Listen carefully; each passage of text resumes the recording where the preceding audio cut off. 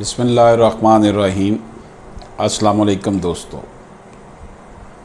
दोस्तों, आज हम कुछ मालूमात आपके साथ शेयर करेंगे और ये मालूमात जो हैं ये इंतहाई अहमियत की हामिल है। इसमें हमने ये देखना है कि हमारी सोसाइटी में निकाह के वक़्त कुछ चीज़ें बेहतर तौर पर निकाहनामे में लिखने से रह जाती हैं। ये सोसाइटी का मामला है, क्योंकि निकाह जो है वो एक ऐसा अमर है जो कि हर किसी ने इसमें से गुज़रना होता है। तो बहुत बेहतर होगा कि निकाह रजिस्ट्रार को कहें, बल्कि उसको ख़ुद ही चाहिए कि वो इसके लिए ब्लैक इंक इस्तेमाल करे जब उसने निकाहनामा फ़िल करना है। और आप ये नज़र रखें कि वो कटिंग और ओवर राइटिंग से इज्तनाब करे। अगर निकाह रजिस्ट्रार, निकाह मौलाना साहब जो निकाह पढ़ा रहे हैं वो कटिंग करते हैं या ओवर राइटिंग करते हैं तो उनको मना करें, क्योंकि ये बाद में कोई प्रॉब्लम क्रिएट आपके लिए हो सकती है। यानी कि निकाहनामा फिल करते वक्त मुकम्मल ख्याल रखना है कि ओवर राइटिंग नहीं होनी चाहिए। जब निकाहनामा फिल किया जा रहा हो तो दुल्हा और दुल्हन को चाहिए कि वो हर कॉलम जो है ना वो उसे पढ़ ले कि इस कॉलम में उससे क्या मनवाया जा रहा है और क्या मनवाया नहीं जा रहा। यानी कि हर परत का हर कॉलम दुल्हा पढ़े और उसकी इजाज़त दे और दुल्हन भी पढ़े और इसकी इजाज़त दे। क्योंकि जब आपने उनके ऊपर साइन कर दिए तो फिर निकाह रजिस्ट्रार ने कहना जी मुझे आपने साइन खुद किए हैं, आपने क्यों नहीं पढ़ा उस वक़्त। आप कोशिश करें कि जो रजिस्ट्रार है उसी इलाके का हो जिस इलाके में निकाह हो रहा है, किसी और इलाके का ना निकाह रजिस्ट्रार हो, उसी इलाके का बनवाएं। मसलन अक्सर यही होता है कि लड़की वालों के घर जब दुल्हा जाता है तो वहाँ निकाह होता है, और निकाह रजिस्ट्रार को ये कहें कि अपना जो निकाह है हमारा वो हमारे इसी इलाके से रजिस्टर कराना है। और ये भी बात हो कि जो डेट ऑफ बर्थ लिखी जाए वो ठीक लिखी जाए, ये ना हो कि वो नाबालिग कंसिडर हो जाए बाद में। निकाह जो है वो नाबालिग का नहीं रजिस्टर्ड हो सकता।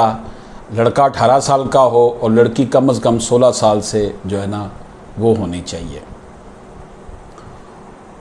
ये इम्पोर्टेंट चीज़ें हैं जो निकाहनामा तहरीर करते वक्त दुल्हा दुल्हन और निकाह रजिस्ट्रार को पेश नज़र रखनी चाहिए।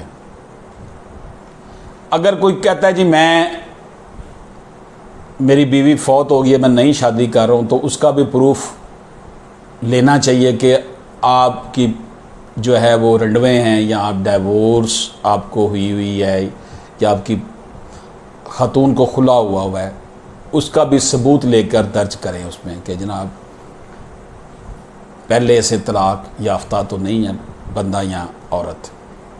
अक्सर ये झूठ लिख दिया जाता है जी कुंवारा है, लेकिन बाद में पता चलता है जी उसने 3 शादियाँ की हुई थी। तो अब रजिस्ट्रार ने तो जो निकाह रजिस्ट्रार है उसने तो फिर उसका नहीं ना बनना, आप लोगों ने देखना है, क्योंकि उसके बाद में फ्रॉड का केस हो जाएगा उस दुल्हे के ऊपर या दुल्हन के ऊपर जिसने झूठ बोला होगा। कोई भी निकाह रजिस्ट्रार बेवा या तलाक याफ्ता का निकाह बग़ैर सबूत के दर्ज नहीं करेगा। यानी कि उसके पास सबूत होना चाहिए। अगर कोई मर्द सेकंड मैरिज कर रहा है तो उसके पास उसका परमिशन लेटर होना चाहिए यूनियन काउंसिल का कि उसने अपनी बीवी से इजाज़त ली हुई है। कोई भी निकाह रजिस्ट्रार किसी मर्द का अक़्द सानी बग़ैर इजाज़तनामा अक़्द सानी रजिस्टर्ड नहीं करेगा। पहले से शादीशुदा मर्द अगर दूसरी शादी करवा रहा है तो उसका पास परमिशन अगर होगी तो तब उसका निकाह रजिस्टर होगा, वरना रजिस्टर नहीं होगा। असल में शादी वाले दिन लोगों को बड़ी होती है, जल्दियाँ होती हैं, फटाफट हर काम ख़त्म किया जाता है। ना दुल्हन देखती है, ना दुल्हन के रिश्तेदार देखते हैं, माँ बाप देखते हैं कि क्या लिखा गया है, ना दुल्हा देखता है, बाद में फिर उनकी लड़ाइयाँ पड़ जाती हैं, जिनके पास था निकाहनामा तो इन्होंने अदल बदल कर लिया है।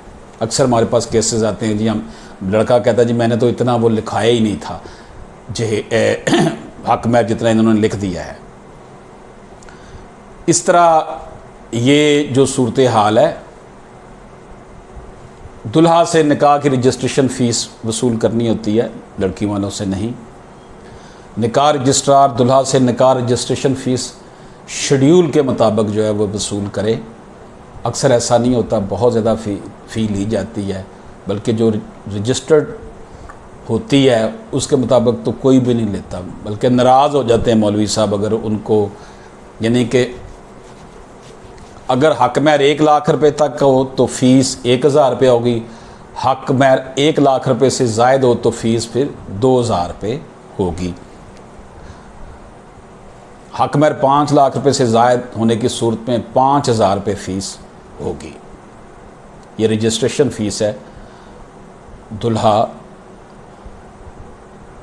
दुल्हा और दुल्हन को दूसरा और तीसरा पर्थ जो है वो अपने पास रखना होता है, वो उन्होंने रजिस्ट्रार से लेना होता है जो निकाह पढ़ा रहा होता है और उसको फिर रजिस्टर्ड करवाता है।